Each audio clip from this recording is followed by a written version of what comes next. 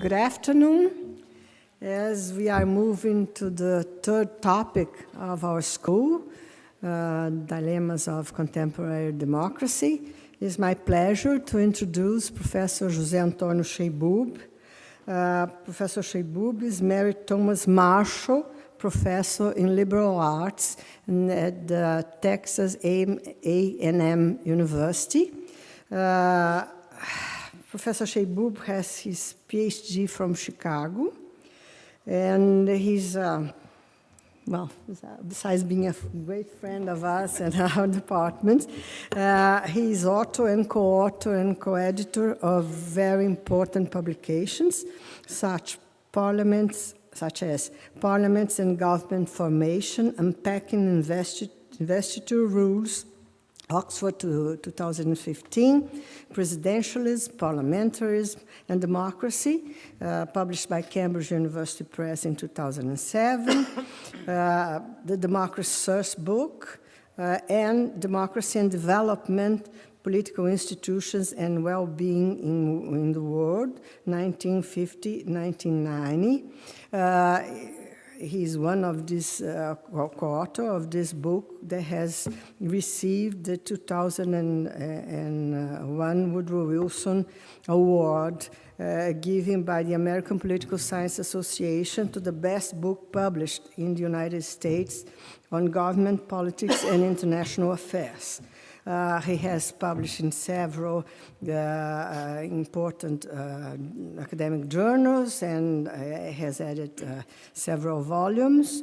And also, Professor Cheibub is the C of the famous database ACLP, which every political scientist knows is a huge database on democracies in the world.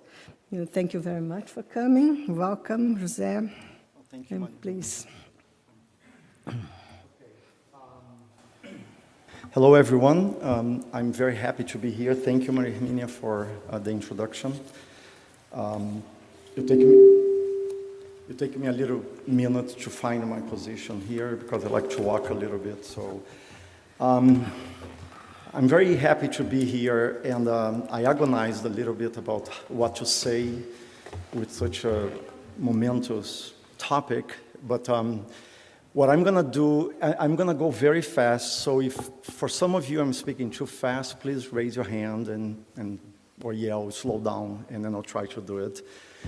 But I'll start with something that we'll probably talk more about tomorrow, but about the idea that it's a very common idea that democracies are failing, and I'm not going to go over each of these topics there, but those are lists of things that we're used to think that should happen in democratic regimes, and we know they don't happen.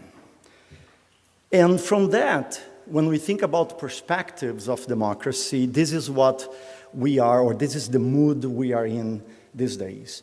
That the perspectives are negative, deterioration, low quality of democracy. Some people even claim that there is death of democracy when elected, demagogues or populist authoritarians are elected. Politics are polarized, and there are extremist groups, racial supremacists, things that we thought we would not be seeing again in the world, but we are seeing again, incumbents consolidating their power, corruption, and so on. So I was trying to think about what is it that I should say in view of this very important and broad topics, and I decided that it's just too broad and too important for me to address. What I will try to say is this, that I want to suggest an alternative perspective about looking at democracy, to say that the problem is not democracy as it exists, but the way we think about democracy, or about we think democracies should be doing. Using some thoughts of my mentor, Adam Shevrovsky, I would like to say, to repeat his claim that what we need to do is to formulate a theory of democracy that is realist, in the sense that it preserves what we like about democracy, what we think is valuable and unique about democracy, but does not expect from it anything that is more than any democracy or any political regime could ever deliver. Although I'd like to offer this theory, I'll leave it to Przeworski and others, and I'll do something much less, much more mundane than that. And I'm gonna come, I hope I don't hear like a moan in the audience, but I'll come back to an old topic of the political science, which is the distinction or the importance of, the two main political regimes in democratic regimes, namely presidentialism and parliamentarism. It is, of course, a very, still with us, a very important topic that is recurrent in the agenda, in the political agenda of many countries, including our country here. And my goal is not to talk so much about presidentialism, but it's to talk about parliamentarism. And what I'm going to do is that I'm going to take a tour of existing parliamentary democracies, showing how what we think is sufficient to make parliamentarism work, namely the principle of assembly confidence, the principle that the government has to be responsible to an elected legislative assembly, to argue that, in fact, this is not sufficient and that a parliamentary system requires a number of secondary institutions, and that it is the presence or the absence of these institutions that makes the difference between the success or the failure of these regimes.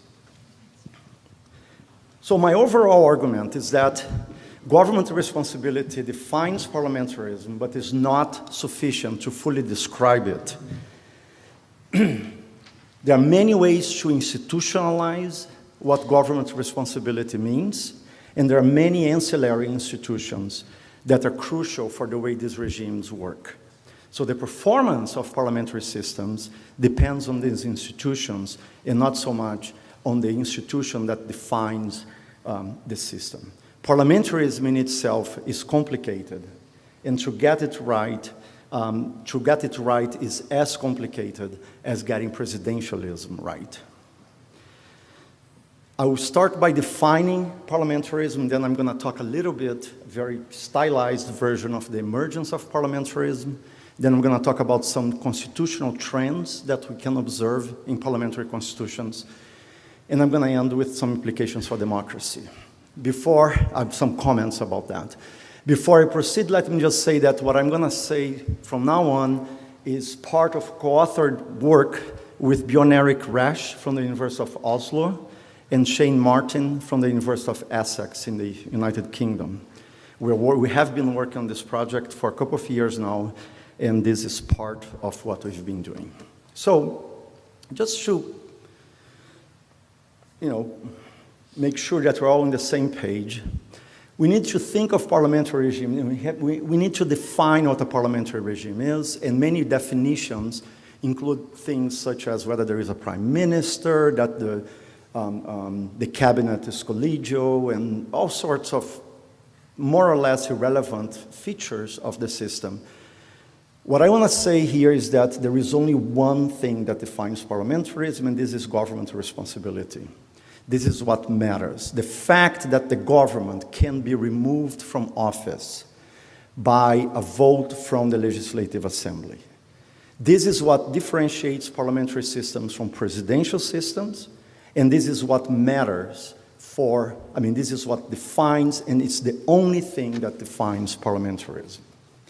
When we think about models of parliamentarism that have been proposed and people use in the literature in political science or in constitutional law, everything more or less hinges on this definitional feature of the system.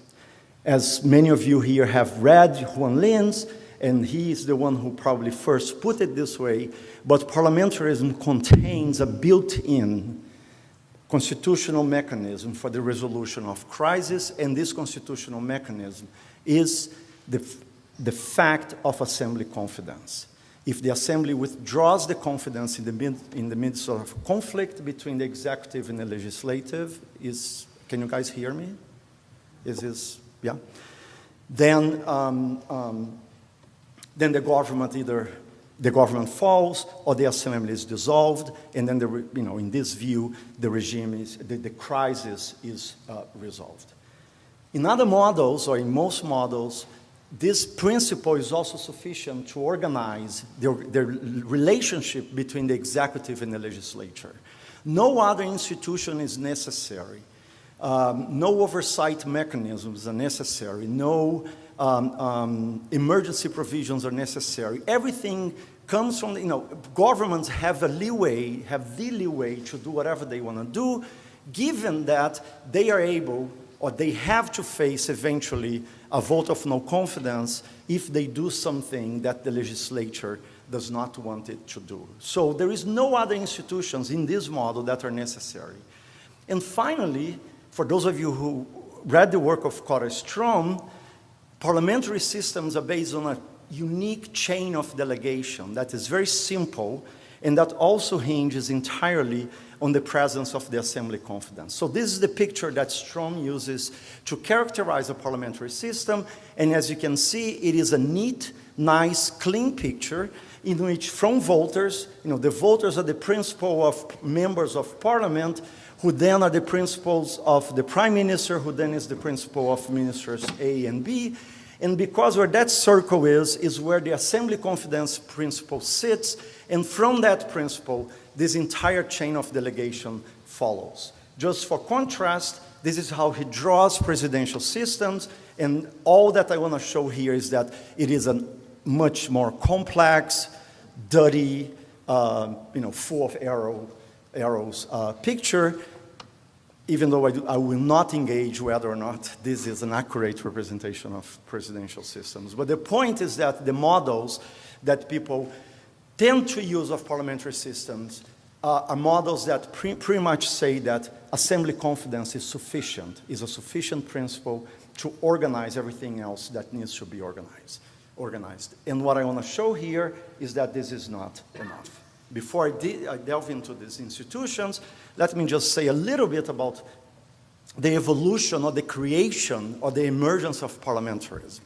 It is very common for us to contrast the emergence of parliamentarism and presidentialism, because there is sort of, presidentialism was born, was invented in the United States in the process of writing the Constitution, and in this sense was a system, an institutional system that was designed from the very beginning. As for parliamentarism, there is this myth that it evolved from a slow process of learning, in the interactions between some actors, particularly the monarch or the king and the parliament, that then evolved into this situation that is almost like defined by an equilibrium in which each of these actors in the historical process was able to find the optimal response to the actions that the other actors would take. So it is a system in equilibrium that is often contrasted to presidentialism, which is a system that is artificial, it's mandated, it's designed, and so on. Well, one point that I want to make here is that parliamentarism, almost as much as presidentialism, is a designed form of government. So the way parliamentarism first emerged, and we all know that it first emerged in the United Kingdom, people disagree as to exact when that happened, but it has been happening, let's say, since the beginning of the 18th century and didn't end happening until the beginning of the 20th century. So there are people who make claims that span those 2 centuries about when parliamentarism actually was instituted in the United Kingdom. But the idea is that there was such a thing, there was a status quo that based on a model of a king and a council. And that council wasn't the cabinet, it was just a group of people who responded or advised the king. And these people had relatively homogeneous preferences, and so even though there were conflicts about who exactly among those people would be shouldering the burdens of policies that they had to implement, there was, everything was pretty much, the level of conflict or of heterogeneity of interests was very low. There was, and again, this is a very simplified version of this story, but there was a shock to the system, and the shock was the happening of the Industrial Revolution with economic growth, urbanization, the extension of suffrage, not necessarily to everybody, but a little bit, the inclusion of new actors. And what happened with this process was that there was a divergence in the preference between the preference of the king, who was a conservative, and the median legislator, who became more and more progressive in the, with respect to the position of the king. And so what happened increasingly is that the government of the king started to operate like minority governments have to operate today in parliamentary systems. Either the legislative proposals that the king sent to parliament had to be adjusted to the preferences of the parliamentary majority, so that then there could be policies approved, or the executive will have to resort to negotiations with legislative leaders. So the point we go from that king and council moment to now, or to this moment, is a point in which there is this preference divergence, and then two things happen. One solution to this problem, to this preference divergence problem, well, listen to me, it's much better. One outcome of this preference divergence is that the system becomes parliamentary. The king eventually yields to the legislative majority, to the preferences of a parliamentary majority that was distant from the preference of the king. The cabinet becomes the legitimate representative of the nation, and the monarch eventually suffers a complete loss of executive power. And this is what we think of the modal type of evolution of parliamentary systems, that slow process in which the king and the parliament were struggling for power, with the ultimate victory of the parliament over the king, and then monarchs that rule but do not govern. And there are some countries that did evolve like that, as we can see: the United Kingdom, Norway, Sweden, Belgium, Denmark. Those are the countries that were, experiencing this process and today remain parliamentary, all of them monarchical.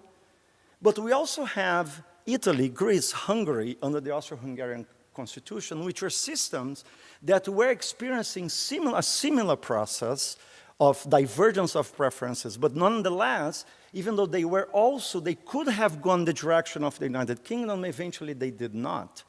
And their conflict was resolved in a different way. So eventually, some of these countries broke down as parliamentary systems, not necessarily as democracies, but as parliamentary systems, and eventually they joined the set of countries that had what we're calling designed parliamentarism, in which the parliamentary system was instituted at convention moments, just like presidential system. The first presidential system was introduced in the US and repeated throughout Latin America and many other countries in the world. The second solution, of course, is that there was a replacement of the monarch, and then the head of state, and the creation, the institution of a head of state with a broader legitimacy. The first one, of course, as I just mentioned, is presidentialism, which in Europe didn't catch very much, but there were some attempts. Then the replacement of the king by an elected president, in which some people like to call semi-presidential regimes. I prefer to call it as parliamentary regimes with a directly elected president. Or the other, the modal type of parliamentary system, which is the parliamentary system with an indirectly elected head of state, a republic, but an indirectly elected president. The point is that a small number of cases, very small, experience lasting or evolved parliamentarism. Other than that, parliamentarism was constitutionalized and decisions had to be made at the moment of adopting parliamentarism about all the institutions that I'm going to show you in the next slides. Let me just, before I do that, show you a pretty picture. I like sometimes to show pretty pictures. And this is the picture that shows the evolution of parliamentarism in Europe between 1816 and 2015. And basically what we can see, there are 4 lines. One is just for the number of countries, the top one, then for the number of countries with some minimally competitive legislatures. Then the green light is the number of de facto parliamentary systems in which there was no constitution that was saying that things had to be the way that they were happening, and then the number of de jure responsibility. And what we can see is that they converge, but only towards the end of the 20th century. Now, moving on to the trends in parliamentary democracies. There are three trends that I want to talk about, and those are trends that we observe in the span of this period from the 19th century to the 20th century. The first one is the constitutionalization of practices that have emerged de facto, but then became adopted in constitution. The most important is the very regulation of the no-confidence procedure, of the principle of parliamentarism, government responsibility. There is something about confidence procedure, which I'll talk about, say something about in a minute, and then the dissolution of assemblies. But all of these things are things that happened in some systems, some of which did not evolve into parliamentarism, but it happened, but then they were eventually constitutionalized, and there is a reason for why they were constitutionalized. The second is that a lot of the movement we observe in terms of constitution making in parliamentary systems is a movement that seeks to protect the executive from fleeting or negative majorities. Essentially, what these changes imply is that the adoption of higher procedural costs for the opposition to oppose the government. So it is a movement to simply protect the government in place. And those are the institutions that are related to that, and I'm going to say something about each of them very briefly. And finally, the other trend is a trend towards the adoption of constitutional mechanisms that allow the government to control the legislative agenda and become an active participant in the legislative and policy-making process. I hope that this last point sounds familiar to most of us here, because this is a theme that pertains almost to discussions of presidentialism. But it is nonetheless a theme that is very apparent in constitution making in parliamentary systems.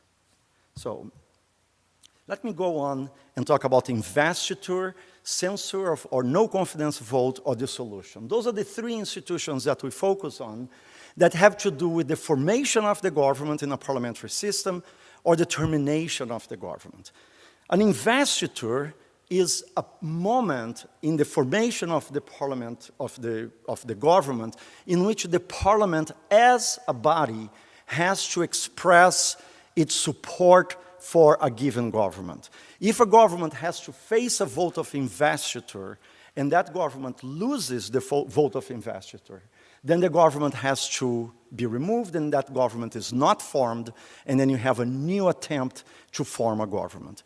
The trends are very clear. In the beginning of the 19th century, the 20th century, virtually no parliamentary system adopted any kind of investiture. By the end of the century, or one decade after that, almost all of them had some kind of investiture mechanism. Now, what I want to argue is that these are the ways that this institution can vary, decisions that have to be made about how to structure the investiture mechanism, but there are two that we think are more important. One is the timing of the vote, and the other one is the decision rule. For the timing of the vote, I try to make this very, very simple. If you look at this picture and you look at T2, that's the moment that there is a government in power. By the timing of investiture, we mean an investiture that happened ex ante, in other words, prior to the formation of the government, or an investiture that happens after there is a government already in power, but the process of investiture has not yet been completed. In the first case is the case in which many of us think when we think of parliamentary systems as a system in which the parliament elects the prime minister. That's the ex ante or the ex ante investiture vote. The parliament, somebody nominates a candidate, the head of state or the parliamentary majority. That candidate then stands for a vote from the parliament, and if a majority supports that candidate then is empowered, is appointed to office, and proceeds to form a government that then proceeds to govern. So it's ex ante because the parliament does not really play a role in the actual formation of the government. The ex-ante system is one in which the head of the state, the king or the president, appoints a prime minister. That prime minister is placed in power, already has the reins of the government under his or her hands, but the Constitution says once this happens, within, say, 2 weeks, that prime minister or the government has to face a vote of confidence in front of Parliament, and if the government loses that vote of confidence, then the government has to resign. So it is part of the government formation process, but the government is already technically in power, but it cannot remain in power if it does not get a vote of confidence. And then there is the decision rule. There are, those are the 4 types of rules that we observe in the systems. The negative majority is a majority in which, in order for a government to be defeated, a majority has to vote against that government. This is the procedure in Portugal, this is the procedure in Sweden, and for those of you who follow the crisis of government formation in Portugal, in the last government, even in this, which is the most flexible and easiest of the rules, because everything favors the government, because the opposition has to mobilize against the government, so the presumption is that the government stays in power. Even in this case, having to face a vote of investiture may have consequences, because in the case of Portugal, where the rule is this, the government lost, in fact, the government that the president preferred, that was a government of the right, lost the vote of investiture, and the president, therefore, was forced to appoint a prime minister from the left, and the coalition got invested. The most important rule is absolute majority, which in this context means that 50% of the members of the parliament are required to vote. Abstentions do not count in favor of the government. If the parliament has 400 members and there are only, let's say, 210 in attendance for a quorum of 50%, then you still need 200 plus 1 people of votes to invest the government. And the argument that we make, and we show that in a couple of papers, is that, first of all, adoption of absolute majority and ex post investiture procedures is the trend in these constitutions. And the strong, we call strong investiture procedures, the ones that adopt absolute majority. First of all, they are pervasive in the brand new constitutions of Eastern Europe. Well, not so brand new anymore, but they used to be brand new recently. They are correlated positively with the executive, the strong constitutional powers of executives, in the sense that when constitution makers are granting or designing strong governments with lots of agenda powers, they are also requiring the parliament to be maximally involved in the formation of the government. So it's in, if you want to think in terms of principal agent models, they are using a sort of a mechanism of ex-ante selection to make sure that they can choose somebody to exercise those powers that are going to be very strong. And very interestingly also, the adoption of investitures with absolute majority requirement is negatively correlated with minority governments. So when the Constitution forces parliamentarians or the parliament to act and requires that a large number of the members of parliament get involved in the process, they are much less likely to accept a minority government, which is something that happens often by default when there is no a government that everybody likes, but there is, nobody wants, there is a government that everybody tolerates. So that's just to show you that it makes a difference. And this is just an estimate. If you look at the second set of rows, the last one, you see that the probability that a minority government will emerge when a rule is by absolute majority is 15%, is 0.15. And when there is another rule, is twice as much, or more than twice as much. So to the extent that the minority governments are problematic, and we don't know that they are, or I'm not making a claim that they are, but they certainly do not function as well as a majority. Well, I shouldn't go there, forgot. I'm not making any claim about minority governments. So, no confidence procedures. This is the meat, this is the what's the name? The nata of parliamentarism, right? So that's the thing that defines the system. And one thing that's very interesting is that until the beginning of the 20th century, very few constitutions explicitly had this provision of when, under what conditions will an opposition be able to remove a government from power. So there was a lot of gray area, there's a lot of conflicts, in the countries where, the British influence is still very strong, like in Canada, this conflict still exists, but there was a lot of conflict about what kinds of votes exactly constituted votes of no confidence, what kinds of actions had to be passed for a prime minister to accept that as a result of that particular vote, he or she will have to step down and allow somebody else to come to power. So this explicit regulation happened in the 20th century, and this regulation was meant to remove the ambiguity that existed because of what the kinds of votes that I just said. So this is the evolution. These are all parliamentary constitutions in Europe from this period, and we can see that before the First World War, when there were few parliamentary systems, almost none of it had unambiguous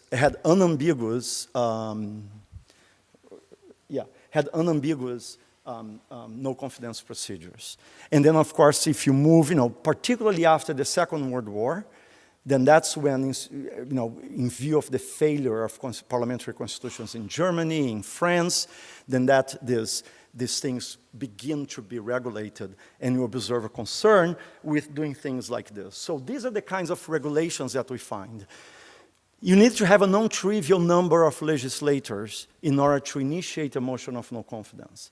It varies, 25% of the legislators, in some constitutions 10%, but there is a number, it is regulated.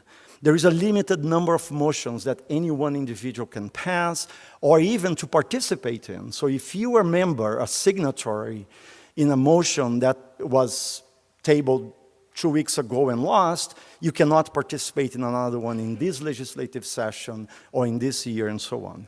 A limited number, I just said that.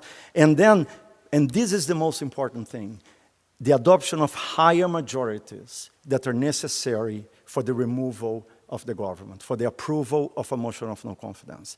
In the cases where these confidence procedures were explicit in the Constitution, they had relatively low bar with a simple majority, meaning by that just a majority of those present voting was sufficient to remove the government. After the war, many constitutions adopted the absolute majority, therefore protecting the government and making it harder for the opposition to remove it. And most importantly, and this is the innovation that came out of Germany after 1945, in the 1949 Constitution, is the so-called constructive no confidence vote. And this is a vote in which, in order for you to remove the government, you have at the same time to have an alternative for that government. So it's not sufficient for you to vote a government out, but you have to vote a government in as you are voting it out. Counting the number of no confidence motions that have been presented in Parliament is not an easy thing, in part because of the ambiguities that I just mentioned. But in the table on the left, you'll see the number of motions that were introduced in some of the countries that do not have the constructive votes of no confidence. Obviously, only a few passed. As you can see, of this set, there only 4 were successful. And this is the way it should be, because governments anticipate when they're going to get a no confidence vote, and so they resign before they have to face it. But what's interesting is that the opposition was pretty free to raise the no confidence vote against the government, which is, from the point of view of the opposition, communicated all sorts of information to their voters and to people outside of Parliament, because it was an opportunity to put the government on the spot. Now look at the motions that were introduced in the 5 countries there that have the constructive votes of no confidence. So the nature of opposition politics in this country is very different from the nature of opposition politics in the countries where the constructive vote of no confidence does not exist. All right. If you have any clarifying questions, please feel free to ask. So let me say something about, one last observation. All the case, I mean, not all the cases, of the 39 constitutions that had in 2015 an explicit decision rule for censure, 21 require absolute majority for censure, 5 were written after 1945, but before 1989, and 14 written after 1999. What's interesting is that 11 of these 19 that were written after 1945 were in countries that had experienced, relatively recent, some kind of failure of parliamentarism. So there was a sense for those who were designing these constitutions that we needed, or they needed, to find something to protect the government from these, let's call them irresponsible, I don't want to call it irresponsible, fleeting, weak, transitory majorities. So, and finally, the removal of the ambiguities. I'm not going to say too much about this because I want to talk about assembly dissolution, which for many people is a way to define parliamentarism. Although this is not true. You don't need to have assembly dissolution in order, by assembly dissolution, I mean when the government or the head of state calls early elections, elections before the time that was prescribed constitutionally. As we all know, this happens in many parliamentary systems, but doesn't happen in all. There is at least one that nobody denies is a parliamentary democracy in which parliaments serve for a fixed term, and that's Norway. For reasons that have to do with the fact that in 1814, when Norway wrote its constitution, it was part of Sweden, and they did not want the Swedish king interfering in domestic politics, let alone by being able to to dissolve the assembly. So the idea of dissolution, if there is a theory of parliamentarism, the idea of dissolution is that let's let voters decide on the disagreement between the executive and the legislature. That's the idea. Yet this idea does not really, was not implemented until the very end of the 21st century. So unconstrained dissolution is a very undemocratic feature of existing parliamentary democracies. The reason, if we read the history of the UK, for example, or what was England then, the establishment of the right of the parliament to be convened, parliaments are convened by right, this is something that by the 19th century, by the mid-19th century, was established in every constitution. But the right of parliament to exist for the duration of its term is not yet completely established and is much more established became much more established towards the end of the 20th century than at any time before that. The problem with dissolution, or unconstrained dissolution, it is that it is undemocratic in the sense, let's look at what kings used to do when they were able to dissolve. They would get, remember they would get, in the moment of the divergence of preferences, they would get a parliament that was much more, let's say, to the left of what the king would have preferred. The king had the option of appointing a prime minister that had the support of a majority, but that majority was a majority the king didn't like. So the king would appoint the prime minister, dissolve the parliament, and then produce the majority that the king wanted with the means that the king had of corruption, fraud, and so on. There is this quote by Lavaux, who is a Belgian lawyer, who basically says that the government chose, adjusted the parliament to its preferences. Now, if we think about unconstrained dissolution today, and if you think about the literature, the large literature in political science about a strategic dissolution, that prime ministers will dissolve parliament when they believe that the times are good for them, Because either they can ride a wave of popularity or they can avoid a wave of unpopularity that they expect to happen in the future. That's, again, another way for the government to adjust the majority that it has to something. So the people is not deciding any conflict. The people is simply being called to vote for a government when the time is right. So that's not, the claim that I want to make is that that's not any way to have the people or the voters to help resolve a conflict. Now, with what is happening now in terms of constitutional evolution, that's when we see that the solution is becoming much more, let's call it democratic, in the sense that it is the people who are being called to adjudicate a conflict. Because the constitutions are being written as a contract in which, anticipating conditions under which there may be a disagreement, and when this disagreement happens, then the people are called upon to dissolve. So many constitutions, now discretion is virtually non-existent, not even in the UK.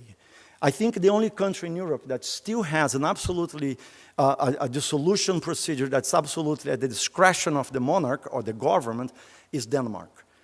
All the other countries, they say things like that. We're going to have an investiture procedure. If the first government fails, then we have a second time. And then if the second government fails, then we're going to have a dissolution of parliament. Because that's when there is a deadlock.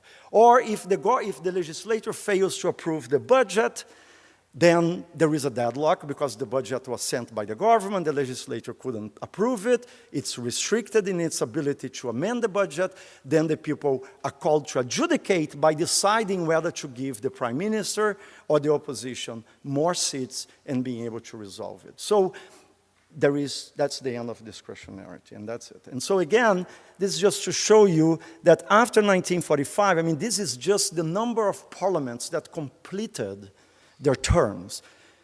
All of these cases, elections may happen early, but they must happen after a certain number of years. That's what makes these countries eventually a democracy, because elections have to be repeated.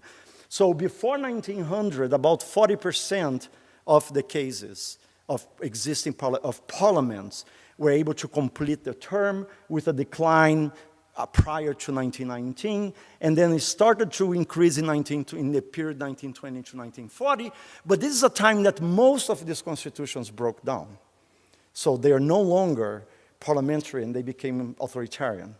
And then after the war, then you have almost everybody, and then with a little decline with the entry of the Eastern European countries, but that's going to be, it's going to be normalized. Okay, so I'm speaking too much. I'm going fast.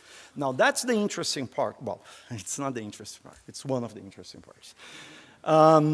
So the role of the executive in the legislative process. There are many, many mechanisms. Confidence procedures, blocked vote, executive unilateral action, and the miscellaneous of procedures that I'm not going to talk about here.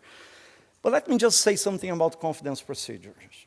Some of you may be confused with the language here, because there is the no confidence procedure, which is the censure that the opposition can use to remove the government, and there is the confidence procedure, which is an instrument that allows the government to request confidence from Parliament. So no confidence or censure is an opposition instrument, and it's used to obstruct or to remove the government, and confidence is when the government requests the confidence of the Parliament.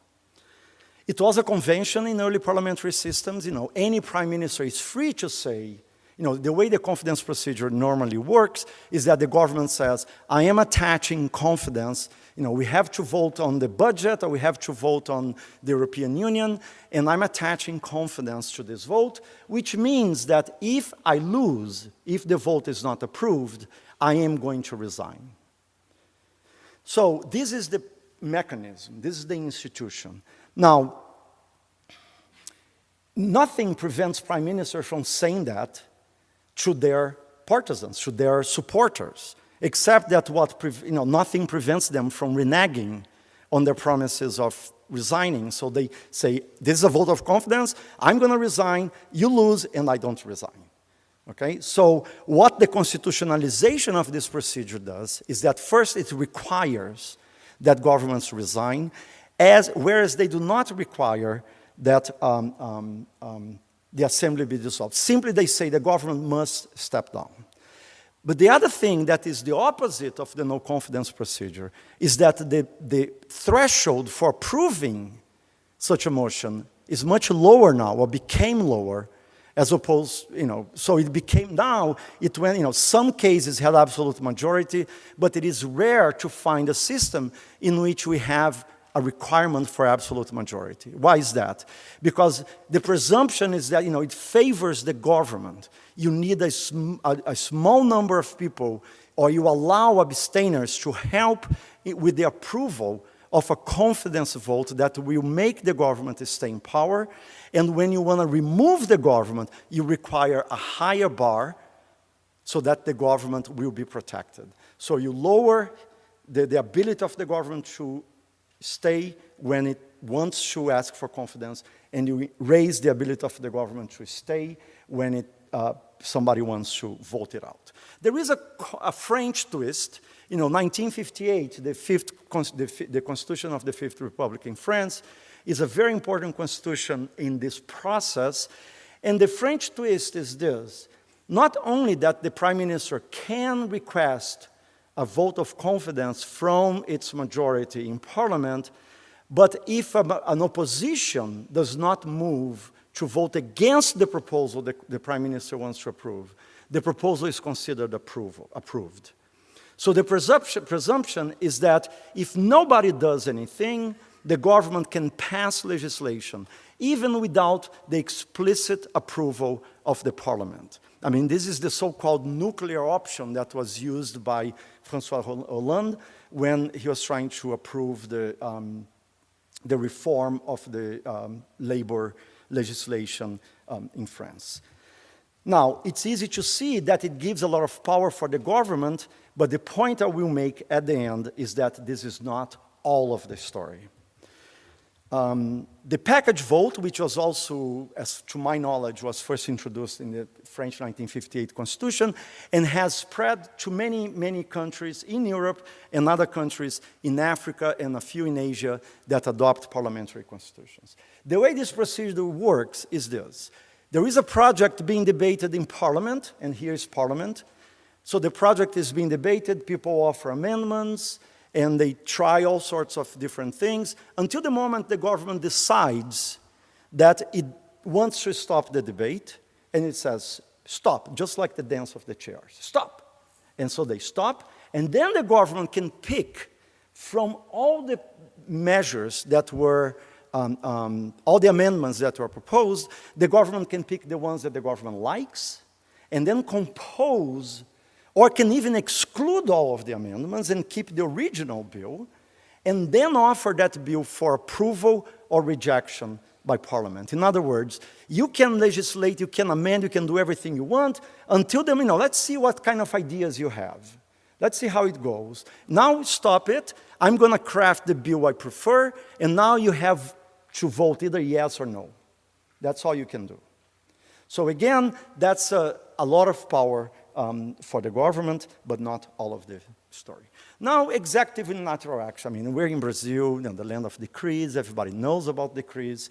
I'll be very brief about that. I want to say three things. The first one is that governments act unilaterally in many, many ways, one of which is very, very not studied at all, which is the executive orders or the administrative decrees or the regulatory decrees. To my knowledge, it's very well studied in the US with the executive orders. We know that presidents there can pass all sorts of, move all sorts of policies on the basis of this, subject to some constraints. As far as I know, we don't know anything about it in other countries. Yet, it is something that exists in every constitution. And obviously, because the executive must pass instructions to the bureaucracy about how to implement policy. Now, the little I know is that, it has been used thousands of times after 1958 in France, and has been used thousands of times in Germany in the 1960s. But that's the extent I know. And one of my co-authors, Bjorn Erik, he refused to agree that these things were important. And I said, Bjorn Erik, it must be important. Oh, no, but he was one of those people who thought that assembly confidence resolved everything. He said, no, if they do whatever they do, because if people don't like it, then there is a vote of no confidence. And I said, come on, Bjorn Erik, think about it. And he said, oh, there was that one time that the prime minister broke a strike that was about to undermine the entire agreement about, the corporatist agreement in Norway. And I looked at him and said, and that's not important, right? So he got convinced that even in Norway, you can find that these things they are relevant. Constitutional decree powers, those are, what we know, the medidas provisórias. Two quick things. First of all, they are very common in parliamentary systems, so let's not fool ourselves to think that they only exist in presidential systems. They are very important in the following way. It used to be that decree powers were a product of emergency provisions in parliamentary or in presidential constitutions. They did not regulate that. What is distinct about what I'm calling contemporary constitutional decree powers is that you do not have to invoke a state of emergency in order to use it. You do have to claim some urgency, but you cannot, a state of emergency means the suspension of the Constitution. In this case, you can use, even if it's only under I forgot the reading in Portuguese, but anyway, only under conditions of urgency and so on. That's different. We should not be fooled by the language because there is no invocation of emergency provisions. So blah, blah, blah. Delegated decree powers, which is, since Sugar and Carey, we all learned that there are two types of decrees. There is the constitutional decree powers and the delegated decree powers. Well, I think the literature on presidentialism got these decrees completely wrong. It was the opposite. Delegated decree powers are what we call, for those, I keep thinking of what I read about the crisis of 1964, and everybody knows Jango requesting enabling laws. I mean, a lei delegada, I guess, was the, and that was one of the problems at the time because Congress couldn't trust Jango that he was going to restrain himself and not do more than what he was allowed to do and so on. So what people see today as delegated decrees, they are not enabling the government to do anything. They are actually preventing the legislature from delegating to the government too much. So one interpretation of the crisis of Weimar and of France is that those constitutions had no regulation as to what constituted areas that the legislature could not delegate. And then in the 1946 and then 58 constitutions in France and 1949 constitution in Germany, they created these things called the domain of legislation and the domain of regulation. And it is through the domain of legislation that it's a list of things that basically says the executive cannot act in these areas unless the legislature explicitly delegates, but when it delegates, it has to tell how long, what procedures for approving, and so on and so forth. In other words, it limited not the executive, but the legislature, who could be given, like we know with Hitler in 1933, when he got the enabling law that allowed him to close parliament and to proceed to do what he did. That kind of situation cannot happen when you have delegated decree, but the authority there is not the authority to the president, but is the constraining of the legislature. Now, to conclude, and I'm concluding, what do these instruments have in common? First, they allow the government to directly get involved in the legislative process. I mean, that's undeniable. And they are almost universally, and not only here and in other presidential countries. I mean, if you read the literature on France, and if you read the literature about parliament, how parliament has been emasculated by the executive, how parliaments in parliamentary systems are nothing but rubber stamping bodies that have no will, no capacity to act. So the idea universally is that these powers have been acquired by the executive at the expense of the legislature. So in this sense, the story is similar as the story in presidential system. But I believe, my co-authors, I think now they believe with me, that this is a misguided view. These instruments have been analyzed, all sorts of them, and by here I mean, not only the ones I mentioned, but like, budget proposals and so on. They have been well analyzed, and there are tools in political science to analyze this, the interaction between the actors involved in this kind of instruments, and the conclusions, with some variation, but the conclusions are more or less unanimous, and they are the following. By using its legislative agenda powers, the government gets a policy outcome that's better for the government in the sense that it is closer to what the government prefers. So that's undeniable. So the government does relatively well. But the government does not get the outcome that would be the best outcome in the absence of that instrument or in the absence of a legislature. What the government gets is the best that it can get, given that there is a legislative majority that constrains what the government can get. And that legislative majority also has a choice, and the choice of that majority is the best that it can get, given that there is a prime minister or there is a president that can act in these particular ways. So that is, to me, that's a different way of saying that what these instruments do is that they do not empower the president or the prime minister to do whatever they want, but they force them to negotiate with the assembly. Two other things that they do. One is that they protect, some of them, not all, but some important ones, they protect the bargains that are made before policies come to a vote, and that allow the policies to become supported by a majority. So think of a legislature voting in some policies that are multidimensional, as all policies that legislatures today vote. They are multi-jurisdictional. They involve 5 different ministries and 10 different agencies. And then you put this policy on the floor and you allow anybody who wants to amend these policies. We know enough from social choice and many other things that you'll never get a decision, and there will never be a majority there that will allow you to say, this is what the majority is supporting. But the other thing that these policies do, the package vote, the confidence vote, is that they allow, they resolve or they mitigate this tension that we observe in democracies, or that is intrinsic to democracies, that the same people who have to come together to cooperate, to support policies, they also have to compete in elections to occupy the positions that they occupy in the legislature. So this tension between cooperation and competition is, what these instruments allow is for them to resolve. So I'm going to skip my conclusion because I was just going to repeat what I just said. So no conclusion, but let me just say one thing. In this day and age in which, as political scientists, we have to identify everything, So I want to disclaim here. By identify, I mean in a statistical sense of the word.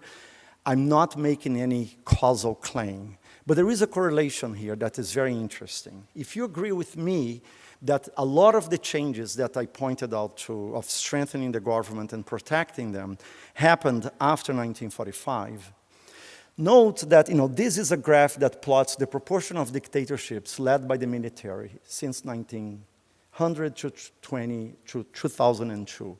Note that the interwar period is a period of growth of military dictatorships. Many of them populated, in these cases, are populated by Eastern European and Western European democracies, all of which had parliamentary constitutions, none of which had any of these instruments that I mentioned about, so far.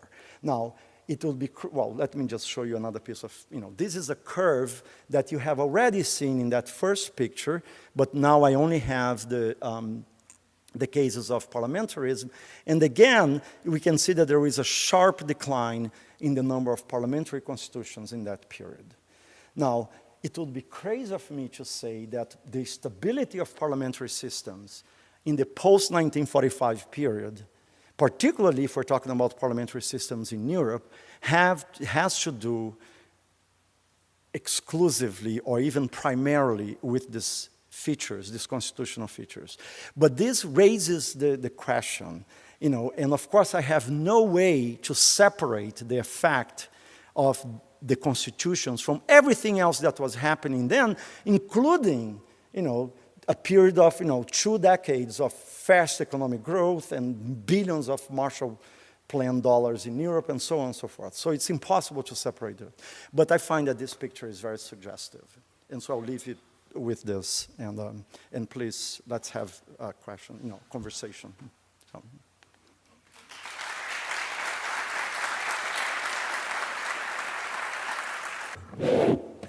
Questions, observations, remarks?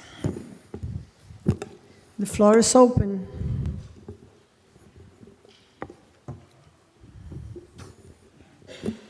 Please. Say your name, Matthew, please. Matthew Taylor. Thank you very much. I know nothing about this, and so I learned a lot.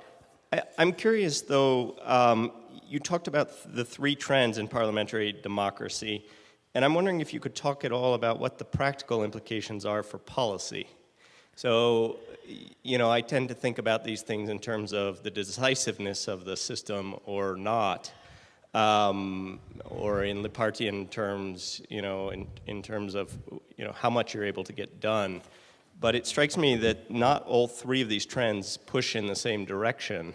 And I know that that's not the focus of your research, but I'd be interested to hear if you have any preliminary thoughts. And then I may not be able to reproduce it, but I'd have just a simple curiosity, which was you asked, or you stated that governments would not go to a vote, that they would rather not face the vote. They'd rather resign before they go to a vote.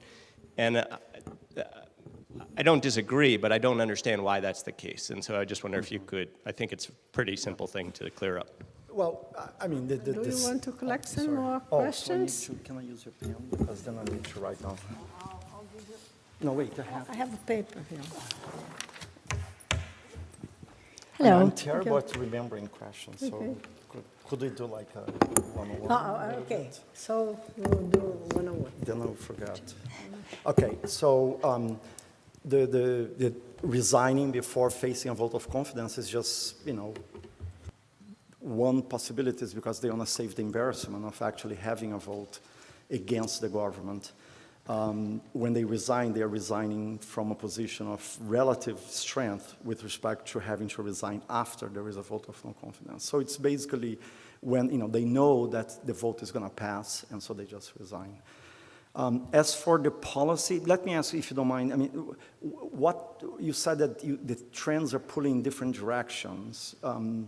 I mean, I have to say I haven't really thought very much about policy, in part because I don't know what the attributes of policy are that I would be interested in investigating, you know, to see what kind of effect they have. I mean, like, I agree with you that, you know, in the end, we want to know about policy. What is it that these governments are doing? And they're going in this direction or that direction. But I don't think I can say anything about it. What about stability, though? Could you say something not about the policy content, but about the policy stability? Yeah. Well, I mean, all I have is the counterfactual I tried to create from the interwar period, right? And that was a very turbulent period. And the post-war period in Western Europe was a very stable period. But, you know, again, the sense I have is that there was, I mean, I believe that there was more stability with those mechanisms than without. But I cannot formulate or even, you know, I cannot identify a counterfactual that I can measure that against. So it's, I mean, in France, I mean, there are a few. So in France, you know, the comparison between the Fourth and the Fifth Republic, right, in which the Fourth Republic was very unstable. There were like more governments during the period of the Fourth Republic than, per year than in Italy in the post-war period before '94. It was a typical example of a negative majority in which you had agreement to remove the government, but you have no agreement to support a government. And the Constitution of '58 was written that scenario very much in mind. And obviously, I mean, the policy stability of the Fifth Republic, by comparison to the Fourth Republic, is much higher. So, but again, Hello, thank you. I don't know very much about constitution, so it was very interesting to hear. So you talked about checks and balances, stability, and all these things. I was wondering if you could discuss a bit more the role of the European Union on this. Yeah. Thank you. I think I'm the only person, I consider myself to be somebody who is doing work with some European countries who hates the European Union as a topic of research and a topic of consideration. I made lots of known friends. I don't want to call them enemies, because I was introduced by them and they said, oh, what do you do? Oh, I study the European Union. I said, oh, really? Like so boring. But so, I mean, that's all to say, I don't know. I mean, like, I think the European Union, I can say something about the role of the European Union with democratization, particularly with the early Mediterranean democracies, Greece, Portugal, Spain. I think it had a role in the democratization, the stabilization of some of the Eastern European countries. But honestly, I do not know if they participated in any way, or if they did, how, in the constitution-making processes in these countries. So I would assume that there must have been somebody, like, telling people what to do, but especially since the 1990s, because there is no one constitution-making process in which you don't have actors from every direction suggesting, ways to do things. But I don't know what kind of role they played in the strengthening of the executive. I mean, my sense, maybe because of my bias as a comparative politics person, I tend to look at domestic reasons. And my sense is that a lot of these things were adopted as diagnoses of some kind of crisis that these countries had experienced. And so the reading of the crisis is very much what accounts for their choice of these kinds of instruments. I mean, I know that was true in '58 in France. I know it was true in '49 in Germany. But that's only two cases. So.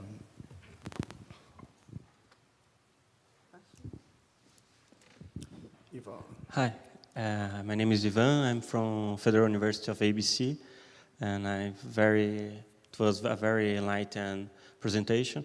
But you show a lot of variation on the mechanism and the instruments of parliamentarism, and there is some explanations for why some countries go with this package of components and other countries with another package. What is the history behind the comparative history behind the choosing of those packages, of those mechanisms? Are you asking me if there are reasons why? Yeah, what's the variables that can explain why some countries use some kind of instruments and other countries choose another? I mean, those are all the great questions, but the questions I have no answer for. I mean, I have hunches, and I do believe that there was a sense of strengthening the government. I mean, it's an ideology, so to speak. I mean, it's a sense that, governments, the interwar period in most of these European countries, including some of the Eastern European countries, like when they re-emerged for democracy, they all had democracies that failed in the interwar period. Hungary, Poland, Czechoslovakia, Bulgaria, Romania, they all had some kind of parliamentary system that failed either to military dictatorships or to just what people now like to call, the slow death of democracy and so on, incumbent death of democracy. So, but I do not know what the variation is. I mean, to me, what causes the variation within this bloc? I mean, all I can see in this bloc is this. There are two sets of countries that are different from everybody else. It's the UK and the Scandinavian countries. And the amazing thing is that people who study parliamentarism take those countries to be the norm. Just like as it was the case that there was one case of presidential democracy that people used to take as being the presidential norm. And yet, there is nothing more unique than the UK and then Norway, Sweden, and Denmark. I mean, those are three, very unique things. And they are the cases in which we have this, parliamentarism, I would say, as Linz like to think about. In all the other cases, there are cases in which parliamentarism is a much more complex and things. So, I guess maybe my point is to say we're thinking about trends. We didn't really think about variation within these trends, but maybe we should think about them. Questions? Please.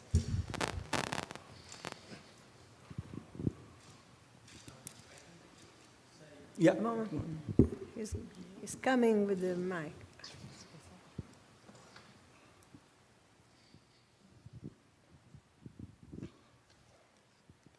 Hi, good afternoon. I'm Arthur from Getúlio Vargas Foundation.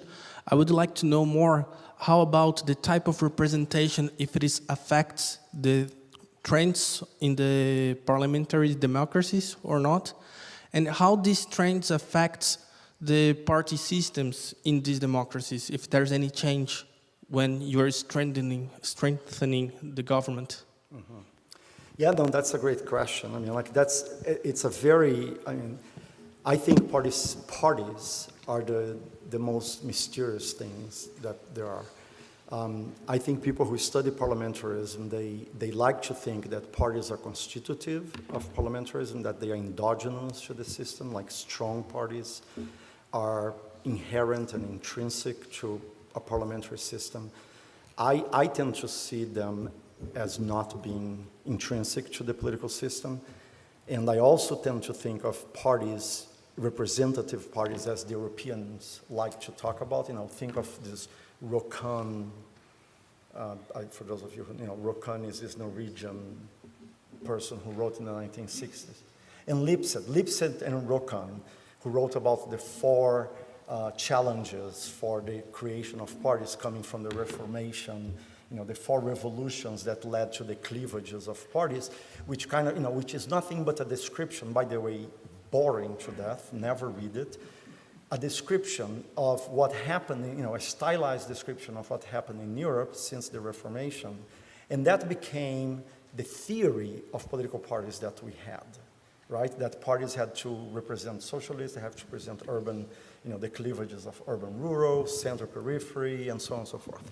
So I would say, the parties are very much, I don't want to say crisis, but they are very much not what they used to be, or very much not what we used to think that they were, right? In Europe, for sure, they are completely in flux, and if you measure that by volatility, we see that volatility is going very much, skyrocketing.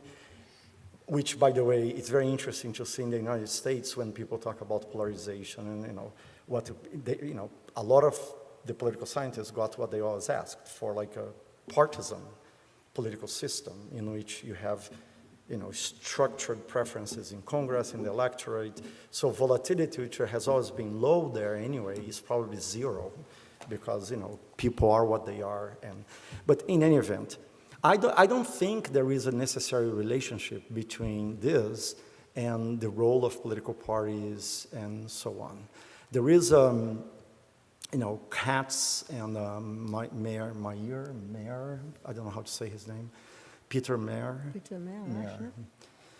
They have this typology of parties, and then so they have one of the typologies is the party that is the cartel party, that is, inside the state, and the parties live to extract resources from the state. I mean, to be honest with you, I don't know what to make of these things. You know, the literature on political parties has, what, 500 different typologies of, you know, parties should be here. So anyway, I just rambled and didn't answer your question. And again, that's just to say that I don't know. I mean, yeah, I don't know, I'm sorry.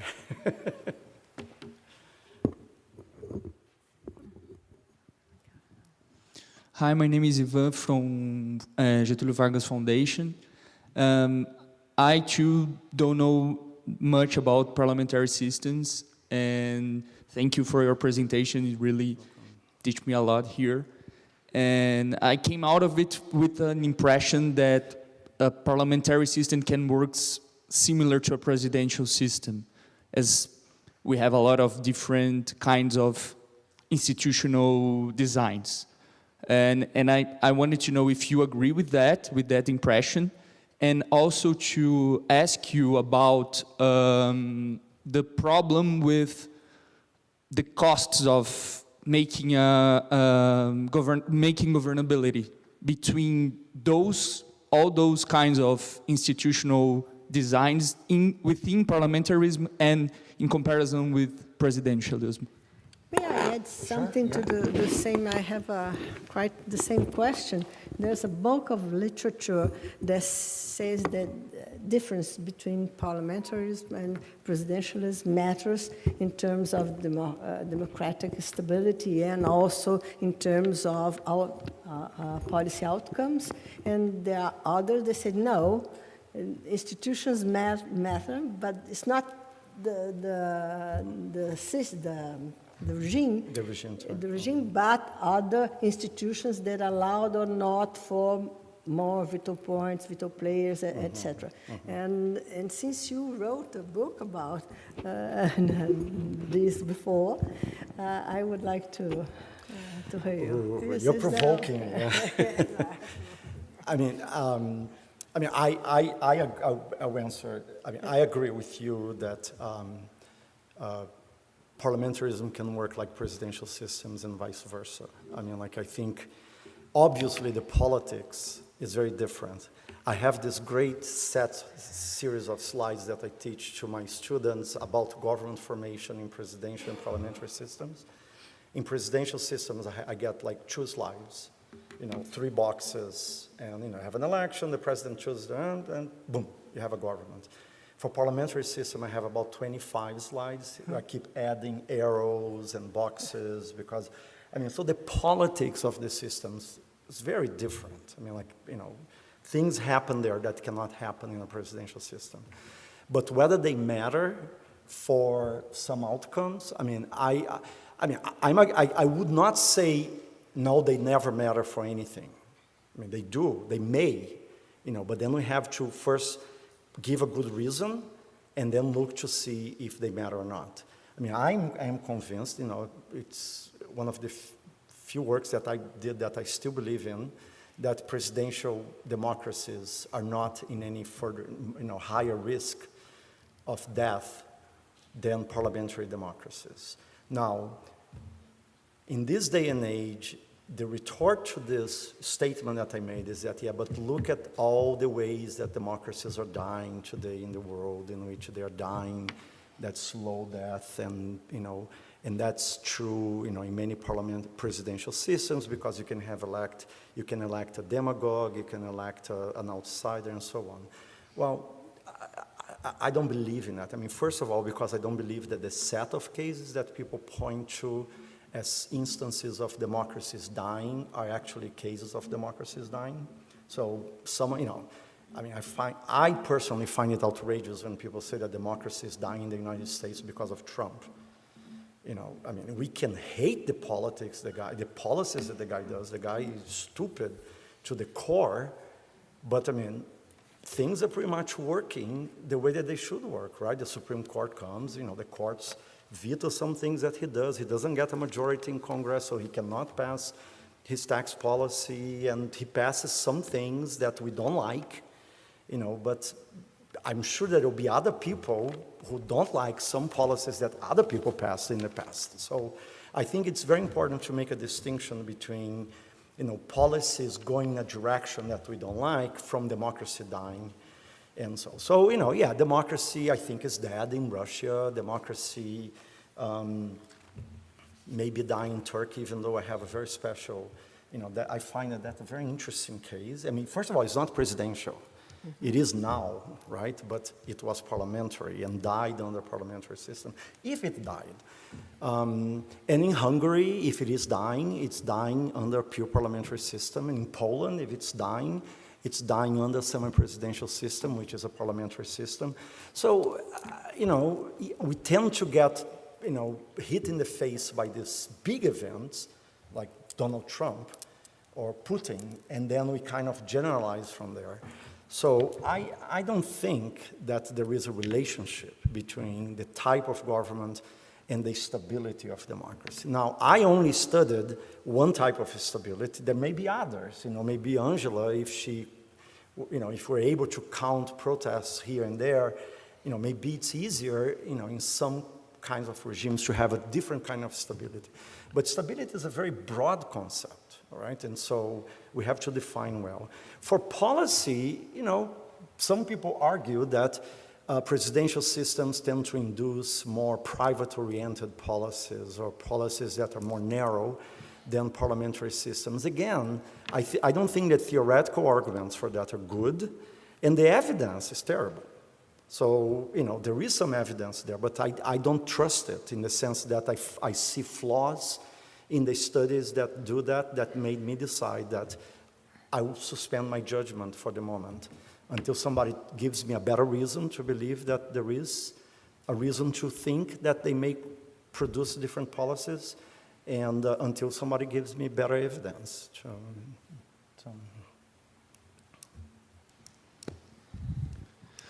Since you mentioned the case of Trump, I'll just follow up with the case of what? Because you mentioned the case of Trump, I'll follow up with that. Okay. But then also a question on the Brazilian case, as it terms for parliamentarism and such. First, that Donald Trump lost the popular vote by a margin that some presidents actually win by, right? So then how do we qualify exactly his democratic legitimacy and even that of Bush before him in the 2000 election?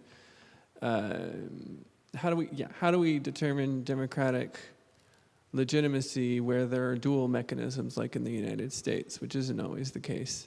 And then second, with Brazil, in the impeachment crisis, whatever you think about it, many political analysts were saying, whether it was good or bad, that it represented a sort of turn to a quasi-parliamentarianism where Dilma's impeachment was obviously the majority of the deputados in their reasons for voting for her cited economic and political reasons, desgaste, right, of the mandato. What does it portend for Brazilian political stability if impeachment becomes institutionalized as a tool for removing presidents for political reasons? Again, I'm not judging the moral value. Well, so let me start with the dual mechanism. I don't think there is a dual mechanism. There is one mechanism. It's the Electoral College. So, I mean, it may happen that the popular vote is larger in the aggregate, but it wasn't larger in the states that elected the delegates. So it's not a dual mechanism. It's just one. People vote. When they vote for the delegates who are going to vote for the president. It just so happens that we're in a day and age in which we count the votes everywhere because, I mean, it is bizarre that country uses a system that was invented, over 2 centuries ago for reasons that are no longer there. But that's another problem. The mechanism is just one, right? So it is terrible, for people like myself who hate the outcome, I mean, it's terrible. But, I mean, the only thing to do, and I think is sufficiently democratic, that I would never support anyone who would try to say we should do something to remove this guy on the grounds of whatever and invent something. I mean, it's perfectly fine to impeach him, but, you know, so that's it. Now, impeaching is not going to make a system parliamentary. I mean, impeachment is very different. It is, no impeachment is not political, right? I mean, Dilma was super political, Collors was super political, Clinton was super political. I mean, he was impeached but not indicted by the Senate. Nixon was political. The difference is that in order for the political forces to be successful, they have to make a legalistic argument, right? So you cannot, you know, true or false, it has to be sufficiently credible for a number of people for them to accept it and move with them. The difference with a vote of no confidence is that no explanations are needed. You vote no confidence simply because you don't like the policies of the government, or you don't like the color of the shirt of the prime minister. If you can get enough people to vote with you on those grounds. So I think it's an illusion that we have that impeachment is not a political process. It is, the institution is a legal institution, right? The chamber, the Senate, they constitute themselves as a court. You know, there is a process of indictment, there is a process of judging, and so on. So the form is legal, and the bar, but I mean, the bar, you know, what does it mean, crimes and misdemeanor? You know, or I don't know what the word is in the Brazilian Constitution, but they are left vague for no reason, right? I mean, like and lots of people, I mean, impeachment appears, calls for impeachment appear every day in every presidential democracy. I mean, in the US, you read, depends on what you read, right? If you read, you know, if you listen to Fox News or read the Wall Street Tribune, you're not going to find anything about how to impeach Trump. If you read the New Yorker or the Nation, every week there will be an article about, like, what should we do to impeach Trump? You know, could we make an argument about his mental capacity? And because there is an article of the Constitution that allows that. So, I mean, but I disagree when people say that impeachment may become a form of, the two systems work in similar ways, not because of that, but because of what the government is able to do and the way that the government sustains its policy in the legislature. I read, there is a book that I owe a lot to from, you know, I actually should give credit, I mean, better credit. It's a book by John Huber called Rationalizing Parliament. And one thing, I forgot why I said here, I needed to say this because as I was presenting, I was feeling like, you know, but the reason I brought him up was, I forgot. It escaped my, I guess the real reason I brought him up is to say that I owe him a lot for, I was talking about impeachment, yes. And a vote of confidence, and you say it's not the same. It will come back. It will come back. No, momentinho.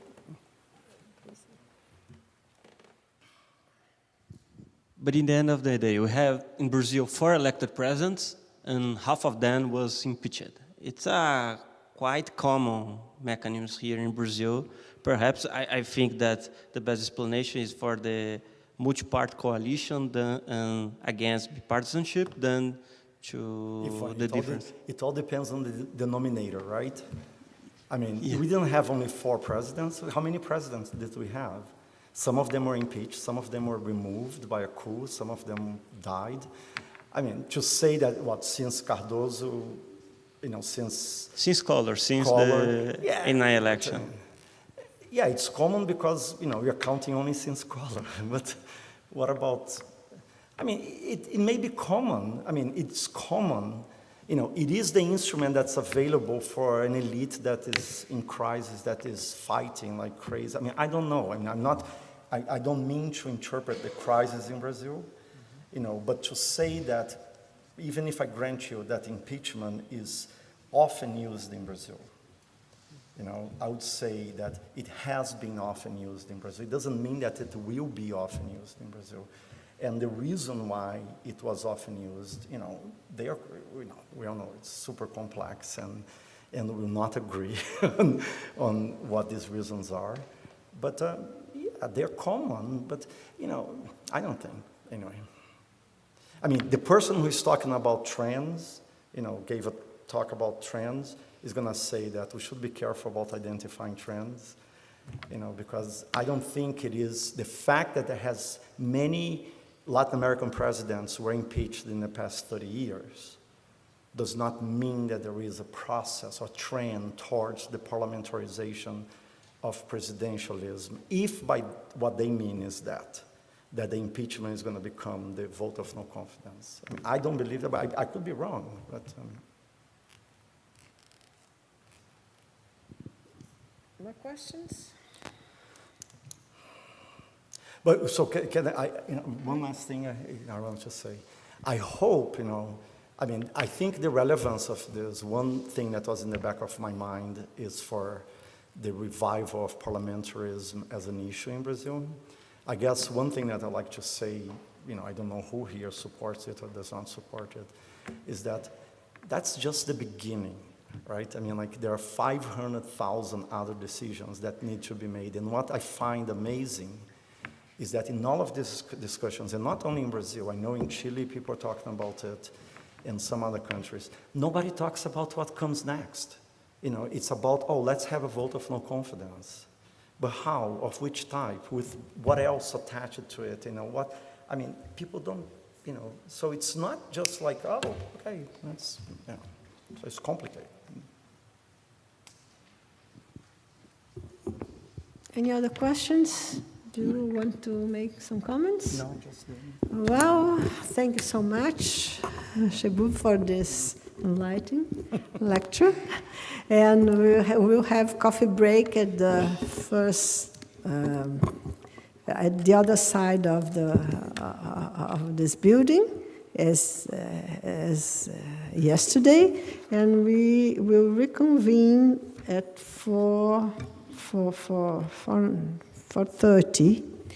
And the session this is an event supported by FAPESP, and so we'll have a space for FAPESP to come here and explain what are their programs, what are the opportunities for you. And there are also, I think, some opportunities for people that don't live in the state of São Paulo. So I invite you all to stay and come to hear Professor Chaimovic, who on behalf of FAPESP will explain what FAPESP does and what are the programs, interesting programs for people like you. Thank you. All right.